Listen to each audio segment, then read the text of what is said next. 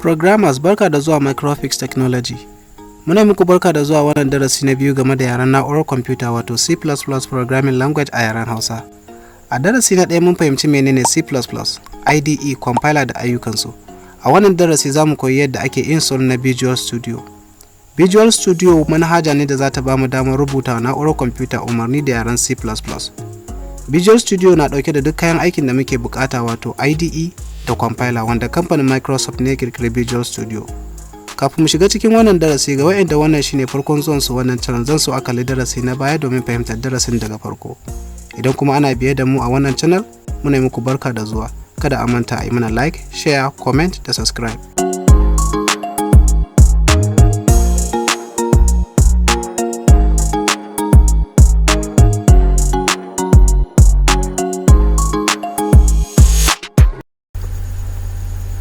Yadda ake downloading na Visual Studio Compiler, za mu tabbata kwamfutar mu mun yi connecting nata da internet.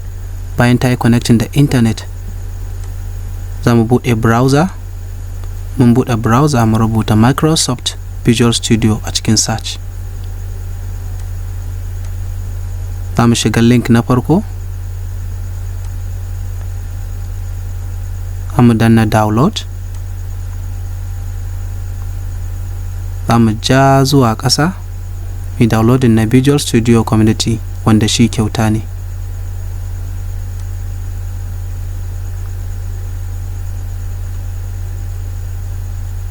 Za ta ba mu dama mai saving ɗinsa a location inda muke so wanda shine download folder.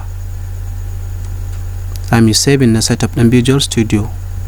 Wannan setup da muka ɗauko zai ba mu dama mai installing Visual Studio online. Za mu je cikin kwamfutar mu nemi location folder wato download da muka yi saving Visual Studio.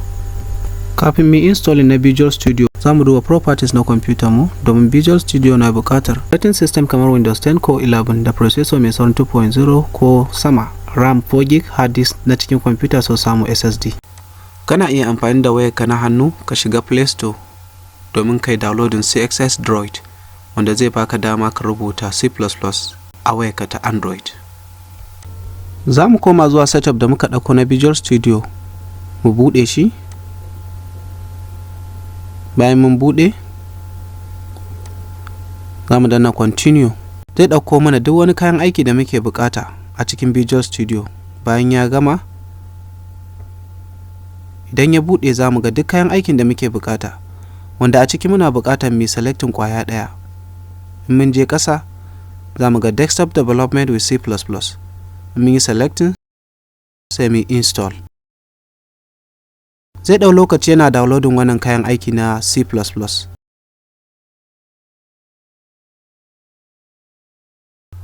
Bayan Visual Studio ya gama installing da downloading duk wani kaya da muke bukata, za mu buɗe Visual Studio. Za mu danna skip for now in ba mu so mu sa wani account yanzu. Za mu zaɓi kalar themes ɗin da muke bukata. Za mu danna general, mu zaɓi Visual C++. Mun zaɓi Visual C++, sannan mu danna Start Visual Studio. Idan Visual Studio ya buɗe za mu danna Create New Project. Za mu create sabon aiki na C++. Za mu danna Empty Project. Next. Sannan mu rubuta sunan aikin da muke bukata, wanda mu ana mun rubuta barka da zuwa. Za mu yi selecting gurin da muke bukata mu ajiye aiki na C++. Mu yi selecting document. Daga nan sai mu danna create.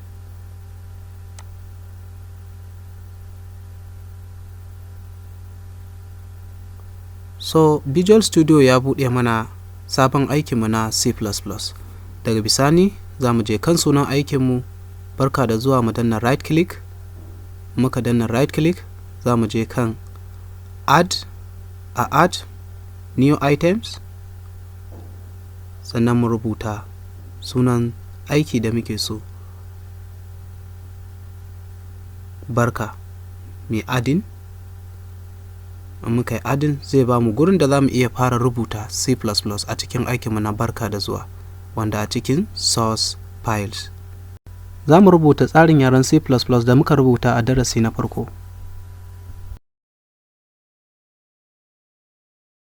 Bayan mun gama rubuta tsarin yaren C++, idan muna so a kai ga fassara wa kwamfuta, yanzu mun gama rubuta C++ a cikin IDE, za mu je zuwa sama, mu danna wannan button, a kai wa kwamfuta a fassara mata ta bamu result. Abinda muka rubuta mata barka da zuwa, za ta dawo mana da result ɗin mu gashi nan. Wannan shine umarnin da muka bata. Za mu yi bayanin kowane layin code a darasi na gaba. Shikenan programmers, muna godiya da kasancewa da mu har ƙarshen wannan bidiyo. Muna fatan kun koyi sabon abu a cikin wannan darasi. Kada ku manta a yi mana like, share, comment da subscribe. Sai mun haɗu a bidiyo na gaba. Mun gode.